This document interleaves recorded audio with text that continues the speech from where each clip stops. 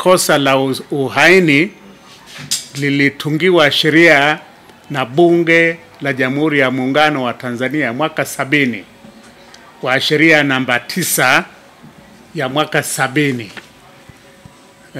ambayo ilitunga ni sheria namba 2, sheria namba 2 1970 ndio imeunda kosa la uhaini katika Jamhuri ya Muungano. Na kosa hilo liko mpaka sasa hivi. Na sasa chini ya kifungu namba 39 kuna 39 kifungu kidogo 1 na kifungu kidogo cha 2 na kifungu kidogo cha 3.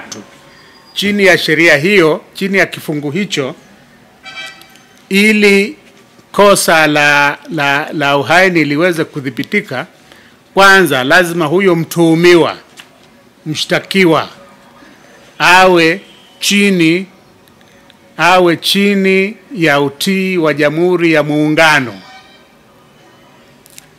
awe anawajibika chini ya Jamhuri ya Muungano. Kwa mfano, katiba yetu inasema kila raia anastahili kutii na kufuata sheria za nchi. Kwa hiyo unatii kwanza sheria.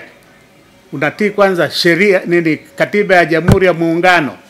Pili, unatii vile vile sheria zilizotungwa na mamlaka za nchi hii, bunge. Kwa hiyo unakuwa chini ya mamlaka ya utii wa Jamhuri ya Muungano. Jamhuri ya Muungano, hatuzungumzi serikali. Hii kitu inaitwa Jamhuri ya Muungano wa Tanzania. Yote hiyo. Pili, ili aweze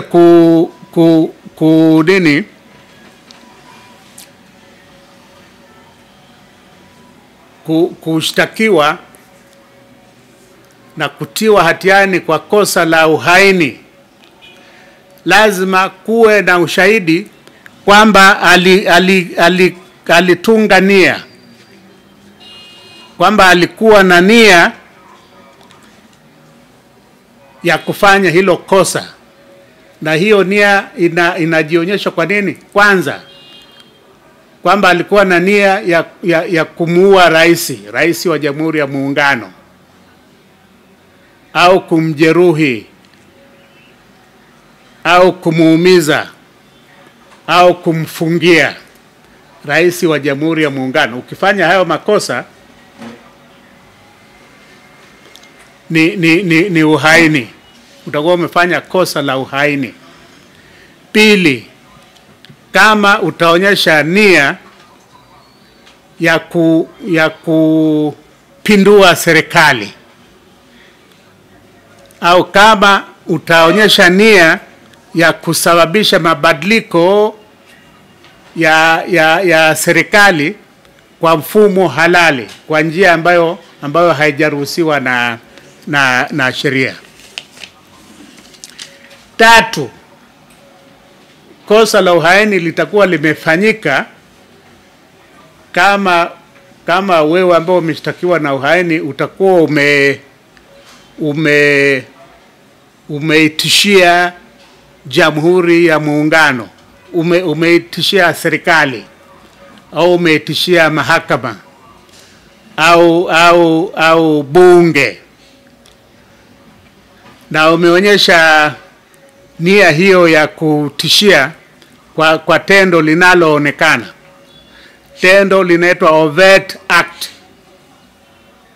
ambalo linaonekana. Hilo tendo la kufanya uhaini linaonekana aidha kwa kutoa maandishi au kuchapisha habari, vitu kama hivyo. Ndio unakuwa umefanya nini? Umefanya kosa la uhaini.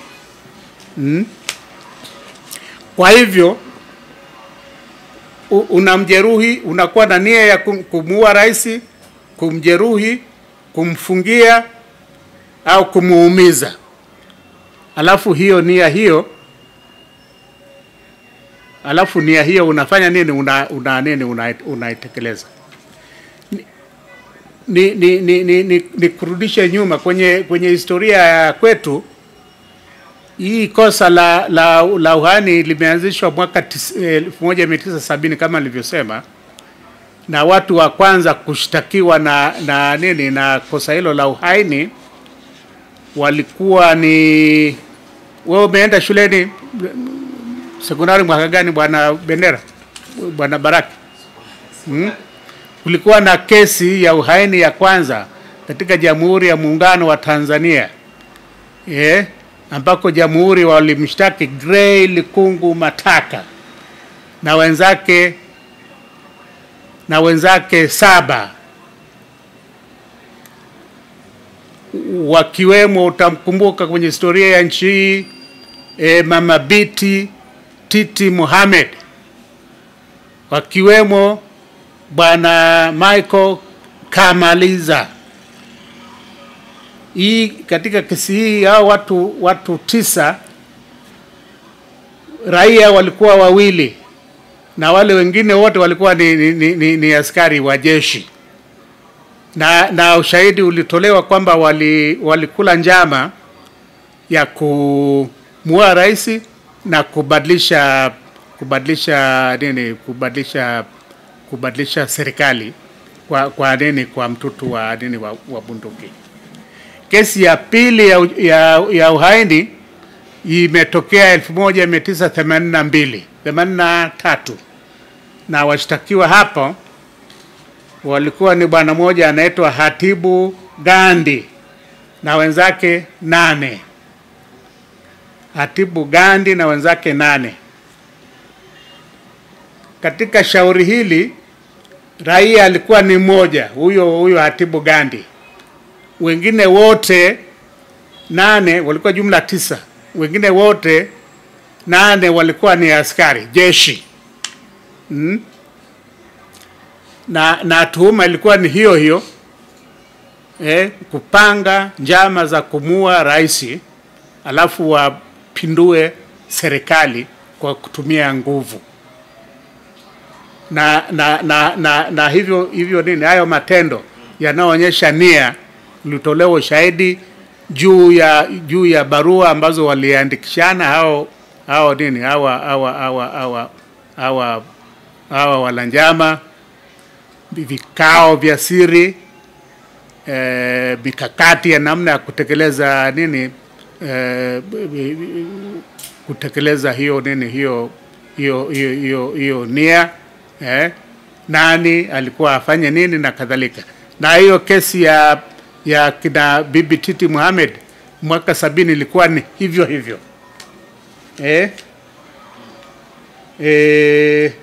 Sasa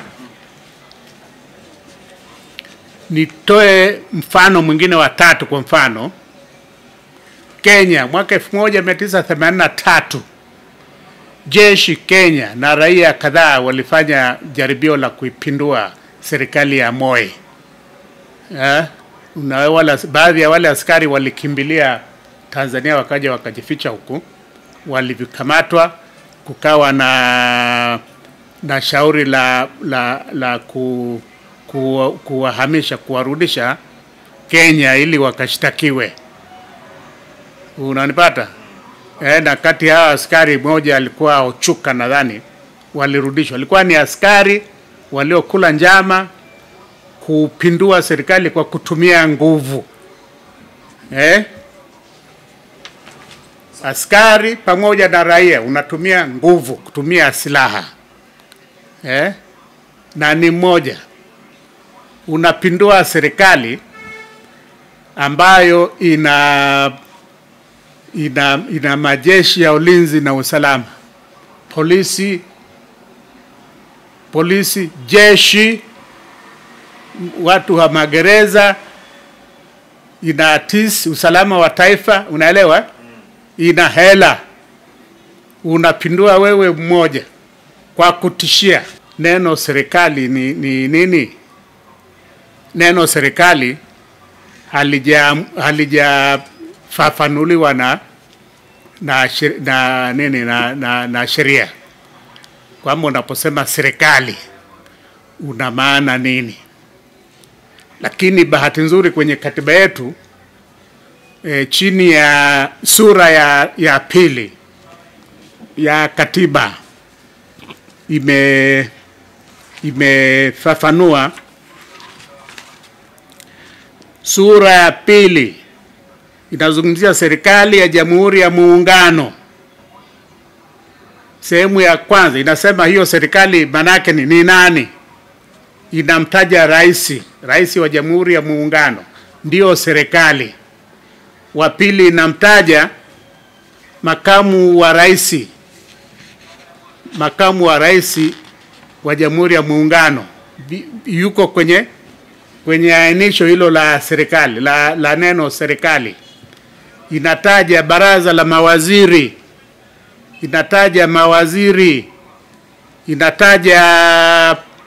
inataja mwanasheria mkuu, inataja mkurugenzi wa mashtaka, inataja wakuu wa mikoa. Hawa ndio serikali kwa mujibu wa nini wa katiba. Bahati nzuri bwana mwandishi, sheria ya uchaguzi imeweka utaratibu.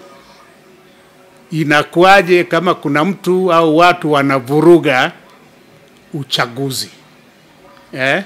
Kama mtu au watu wanavuruga uchaguzi inakuaje? Nilikuwa na nakala ya hiyo sheria, imeandikwa kwa Kiswahili hapa sinayo, lakini nikusomee kifungu kinachohusika wa hii sheria ya uchaguzi wa rais, wa bunge na madiwani.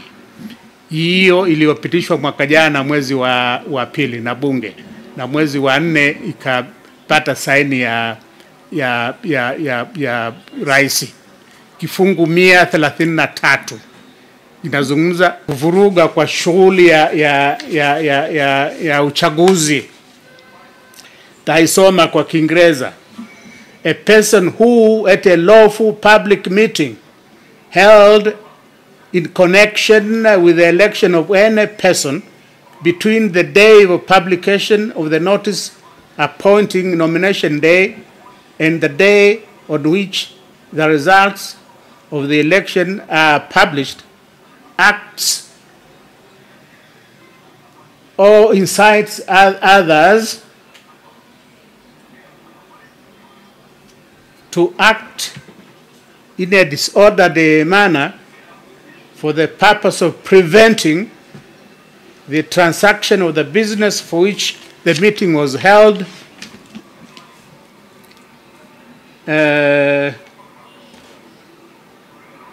commits an offense and shall be liable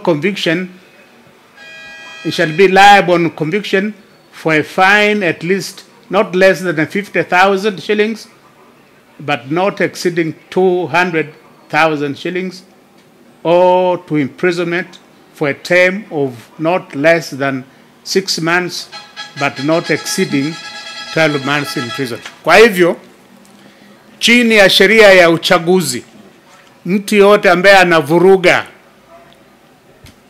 au anashawishi watu wengine wavuruge shughuli ya uchaguzi atakuwa amefanya kosa la jinai chini ya sheria ya uchaguzi hii ambayo nimeitaja, na akipatikana na hatia anaweza akapigwa faini ya kiasi ambacho hakipungui shilingi 50,000, lakini kisichozidi faini ya shilingi 200,000, au kwa kifungo kisichopungua miezi 6 lakini kisichozidi miezi 12, au vyote viwili. Kwa hivyo, na ni swala la uchaguzi, swala la ushahidi, kama hili kosa litakuwa limefanyika. Na uchaguzi una hatua ziko nyingi tu. Kuna hatua ya uandikishaji, kuna hatua ya vyama kuanza kuteua wagombea wao, kipindi cha campaign, kipindi cha uchaguzi, kipindi cha kuhesabu kura, kipindi cha kutangaza matokeo na kadhalika. Ukifanyika makosa hayo ya kuvuruga mchakato wa uchaguzi pale, adhabu yake imewekwa ndani ya ya sheria yenyewe.